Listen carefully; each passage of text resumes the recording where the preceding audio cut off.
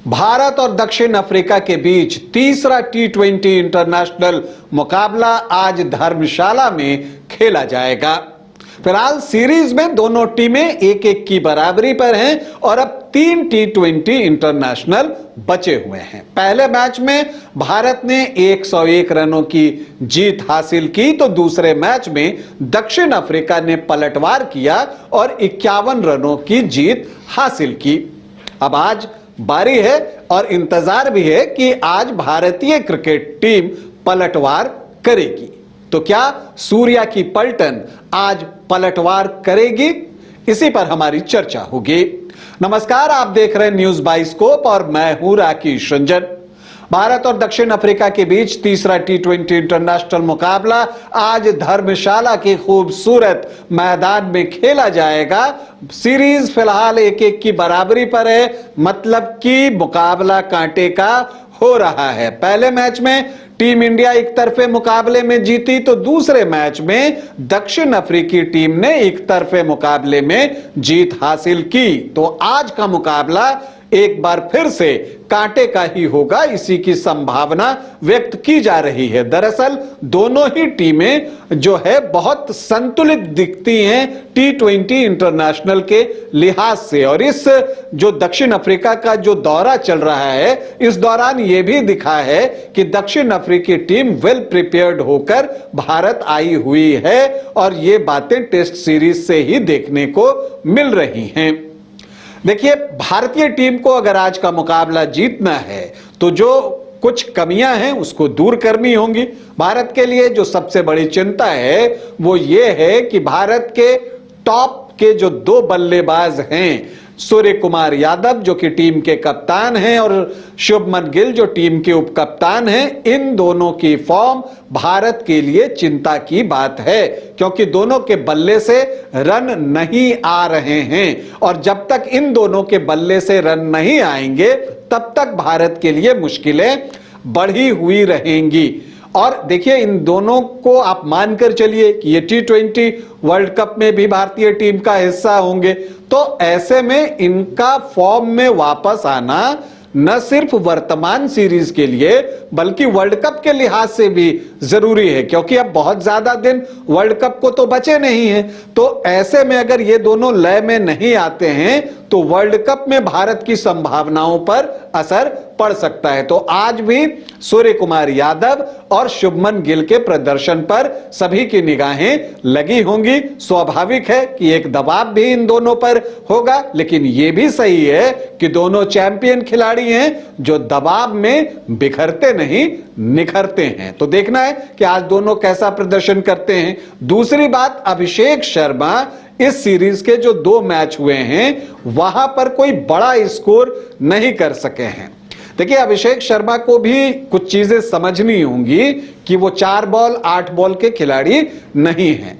अगर वो जो हैं कम से कम 40 बॉल 50 बॉल खेलेंगे तब भारतीय टीम का भला कर पाएंगे, क्योंकि अगर वो 40 बॉल खेलेंगे तो मानकर चलिए कि वो कम से कम जो है 60 से 70 रन बना सकते हैं, जो अंदाज है उनका खेलने का। तो वर्तमान सीरीज में अभिषेक शर्मा का फॉर्म भी भारत के लिए चिंता की बात है। उन पर होमवर्क करके आई है दक्षिण अफ्रीकी टीम। गेंद को उनकी बॉडी के नजदीक रखा जा रहा है, इनफैक्ट कहिए तो बॉडी पर रखा जा रहा है, उनको विड्थ नहीं दिया जा रहा है, क्योंकि अभिषेक शर्मा विड्थ चाहते हैं कि थोड़ा गैप मिले तो वो कवर के ऊपर से वो शॉट ले सकें, लेकिन वो विड्थ देने के लिए दक्षिण अफ्रीकी टीम जो है वो तैयार नहीं है। पिछले मैच में कुछ रणनीतिक चूक भी दिखी, हालांकि वो चूक पहले मैच में भी थी, लेकिन जब आप जीत जाते हैं तो चूक की बात कम होती है, लेकिन जब आप हारते हैं तो जो आप गलतियां करते हैं उसका पंचनामा होता ही है। देखिए, एक चीज तो टीम मैनेजमेंट को समझना होगा कि शिवम दुबे का रोल क्या है। वो बैटिंग ऑलराउंडर हैं या बॉलिंग ऑलराउंडर हैं, और जब वो भी लेफ्ट हैंडर बैटिंग करते हैं और अक्षर पटेल भी लेफ्ट हैंडर ही हैं, तो ऐसे में अक्षर पटेल को शिवम दुबे के आगे भेजना रणनीतिक तौर पर गलत फैसला आप कह सकते हैं, क्योंकि देखिए, शिवम दुबे को ज्यादा गेंदें ही नहीं मिल रही खेलने के लिए। पिछले मैच में भी आपने देखा, मैच जब ऑलमोस्ट फिनिश हो गया था तब उनकी बारी आई, जबकि अक्षर पटेल 3 नंबर पर भेजे गए पिछले मैच में और उन्होंने 21 रन ए बॉल बनाया है, जो वहां पर उनका काम नहीं था। लेकिन आप ये सोचिए कि अगर शिवम दुबे ने वो 21 बॉलें खेल ली होती तो फिर उनके अंदर वो एबिलिटी है कि वो बहुत तेजी से एक्सेलरेट कर सकते थे, तो फिर वो भारत का काम आसान होता। ऐसे भी एक सिंपल फार्मूला होता है कि जो आपका प्रमुख बल्लेबाज है उसको आप ज्यादा से ज्यादा गेंदें खेलने को दें, उसी क्रम में आप बैटिंग ऑर्डर बनाते हैं। तो जब दोनों लेफ्ट हैंडर हैं तो यहां लेफ्ट राइट की भी बात नहीं थी, तो वैसी परिस्थिति में अक्षर पटेल से ऊपर शिवम दुबे को ही भेजा जाना चाहिए था। इसके अलावा भारत का जो मुकाबला है, भारत के लिए जो बड़ी चुनौती है वो दक्षिण अफ्रीका की पेस बैटरी है। देखिए, क्विंटन डिकॉक और लुंगी एनगिडी ये दोनों भारत को परेशान तो कर ही रहे हैं। इसके अलावा बार्टमैन ने जिस तरह से दूसरे मैच में गेंदबाजी की, उन्होंने बहुत प्रभावित किया, उनकी गेंदें स्किड कर रही थी और उसको पढ़ने में, चूंकि आप जिस गति से सोच रहे हैं कि उनकी गेंदें आएंगी टप्पा खाने के बाद, उससे तेज गति से आपके पास पहुंच रही थी और बल्लेबाज को यहां पर एडजस्टमेंट में परेशानी हो रही थी और इसीलिए बैट्समैन ने जो है वो शानदार गेंदबाजी करते हुए उतनी सफलताएं अर्जित की हैं। तो ये चीज भी भारत के लिए एक चिंता की बात है। तो यहां पर एक काउंटर ढूंढना पड़ेगा जो दक्षिण अफ्रीका की पेस बैटरी है उसके खिलाफ। इसके अलावा आप अगर देखें तो क्विंटन डिकॉक, मार्करम जिस तरह की शुरुआत में बल्लेबाजी कर रहे हैं, फिर ब्रेविस हैं वो उतने ही खतरनाक हैं, स्टब्स हैं वो भी खतरनाक खिलाड़ी हैं, और फिनिशर के तौर पर आप देखें तो फरेरा और मिलर के होने से दक्षिण अफ्रीका की बल्लेबाजी बहुत संतुलित हो गई है और खिलाड़ियों को पता है कि उनका रोल क्या है। जिस तरह से फिनिश किया पिछले मैच में मिलर और फरेरा ने, वो काबिले तारीफ है।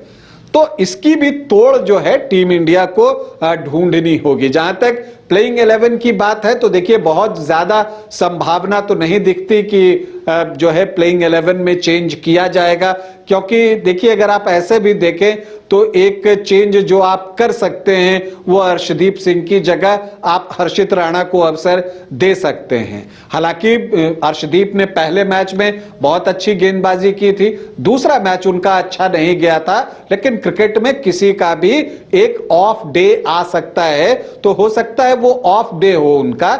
अर्शदीप के साथ जो अच्छी चीज है कि वो अर्ली विकेट निकालते हैं, तो मुझे लगता है कि टीम वही रहनी चाहिए। लेकिन अगर कोई चेंज करना ही है, हार का ठीकरा किसी पर फोड़ना ही है, तो ऐसी परिस्थिति में अर्शदीप की जगह हर्षित राणा को टीम में शामिल किया जा सकता है। लेकिन अगर इन कमियों को दूर कर लिया जाए और दक्षिण अफ्रीका पर जहां लगाम लगानी है वहां लगाम लगा लिया जाए तो तीसरे T20 इंटरनेशनल में टीम इंडिया को जीत मिल सकती है। तो भारतीय क्रिकेट टीम को हमारी ढेरों शुभकामनाएं। अभी आपसे अनुमति चाहेंगे, इजाजत दें, नमस्कार।